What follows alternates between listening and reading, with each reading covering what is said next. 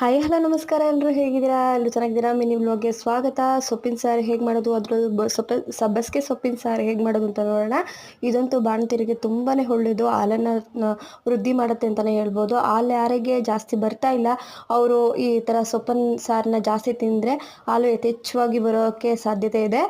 ಸೊಪ್ಪು ಮತ್ತು ಹೆಸರು ಕಾಳು, ಸ್ವಲ್ಪ ಹಸಿಮೆಣಸಿನ್ಕಾಯಿ, ಉಪ್ಪು ಹಾಕಿ ಬೇಯಿಸ್ಕೊಂಡು ಅದು ಬೇಯೋ ಅಷ್ಟರೊಳಗೆ ಈರುಳ್ಳಿ ಮತ್ತು ಬೆಳ್ಳುಳ್ಳಿನ ಎಣ್ಣೆ ಹಾಕಿ ಚೆನ್ನಾಗಿ ಬ್ರೌನ್ ಕಲರ್ ಬರೋವರೆಗೂ ಹುರ್ಕೋಬೇಕು. ಚೆನ್ನಾಗಿ ಹುರ್ಕೊಂಡು ತಣ್ಣಗಾದ್ಮೇಲೆ ಅದನ್ನು ಒಂದು ಮಿಕ್ಸಿ ಜಾರಿಗೆ ಹಾಕ್ಕೋಬೇಕು. ಇದು ಸ್ವಲ್ಪ ಜಾಸ್ತಿ ಫ್ರೈ ಮಾಡ್ಕೋಬೇಕು, ಅಂದರೆ ಗೋಲ್ಡನ್ ಬ್ರೌನ್ ಬರೋವರೆಗೂ ಫ್ರೈ ಮಾಡಿಕೊಂಡ್ರೆ ಸಾರು ತುಂಬಾ ಟೇಸ್ಟಿಯಾಗಿ ಬರುತ್ತೆ ಅಂತಲೇ ಹೇಳ್ಬೋದು. ಬಸ್ಸಾರು ಅಂದರೆ ಯಾರಿಗೆಲ್ಲ ಇಷ್ಟ ಇಲ್ಲ ಹೇಳಿ? ಉಪ್ಸಾರು, ಬಸ್ಸಾರು ಅಥವಾ ಸೊಪ್ಪಿನ ಸಾರು ಅಂದರೆ ಹಳ್ಳಿ ಅಡುಗೆ ಅಂದರೆ ತುಂಬಾ ಇಷ್ಟಪಡ್ತಾರೆ. ಸೊ ಇದು ತಣ್ಣಗಾದ್ಮೇಲೆ ಒಂದು ಜಾರಿಗೆ ಮಿಕ್ಸಿ ಜಾರಿಗೆ ಈರುಳ್ಳಿ, ಬೆಳ್ಳುಳ್ಳಿ, ಜೀರಿಗೆ, ಬೇಯಿಸಿದ ಕಾಳು, ಸೊಪ್ಪು, ಹುಣಸೆ ಹಣ್ಣು ಮತ್ತು ಕಾಯಿ, ಕೊತ್ತಂಬರಿ ಹಾಕಿ ರುಬ್ಕೋಬೇಕು. ಸಪ್ಪೆಸರನೇ ಹಾಕ್ಕೊಳ್ಳಿ ರುಬ್ಕೊಳ್ಳೋದಕ್ಕೆ, ಬೇರೆ ಎಲ್ಲ ಹಾಕ್ಕೋಬೇಡಿ. ಈರುಳ್ಳಿ ಫ್ರೈ ಮಾಡ್ಕೊಂಡಿರೋವಂಥ ಪಾತ್ರೆಗೆ ಖಾರ ಹಾಕಿ ಸೊಪ್ಪಿನ ಬೇಯಿಸಿಟ್ಕೊಂಡಿರೋ ರಸ ಇದೆಯಲ್ಲ ಅದನ್ನು ಹಾಕಿ ಮಿಕ್ಸ್ ಮಾಡಿ ನೋಡಿ ರುಚಿನ. ಉಪ್ಪು ಹಾಕ್ಕೊಳ್ಳಿ ಬೇಕಂದರೆ. ಚೆನ್ನಾಗಿ ಕುದಿಸಿದ್ರೆ ಸಾಂಬಾರು ರೆಡಿ ಆಗುತ್ತೆ.